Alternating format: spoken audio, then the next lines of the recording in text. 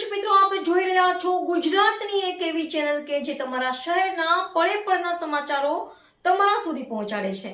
સ્વાગત છે આપનું A1 અભિક્રાઇમ ન્યૂઝમાં.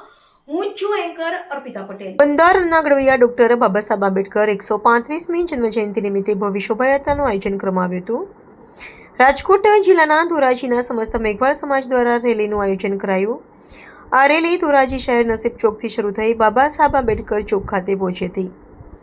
ધોરાજી ઉપલેટાના ધારાસભ્ય મહેન્દ્ર ભાડલિયા, ધોરાજી શહેર પ્રમુખ કૌશિકભાઈ વાગડિયા તેમજ રાજકોટ જિલ્લાના ઉપપ્રમુખ રાજુભાઈ બાલધા, નગરપાલિકાના પ્રમુખ પાયલબેન ધોળકિયા તેમજ પૂર્વ પ્રમુખ સંગીતાબેન બારોટ, યુવા મોરચાના પ્રમુખ નીરવ પટેલ, ભાજપના કાર્યકરો દ્વારા બાબા સાહેબની પ્રતિમાને હારતોરા કરવામાં આવ્યા હતા.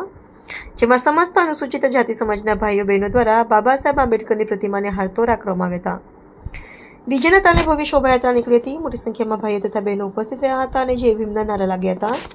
પોલીસ દ્વારા ચુસ્ત બંદોબસ્ત ગોઠવવામાં આવ્યો હતો. બંધારણના ઘડવૈયા ડોક્ટર બાબા સાહેબ આંબેડકરની 135મી જન્મજયંતિની ભવ્ય ઉજવણી કરવામાં આવી હતી.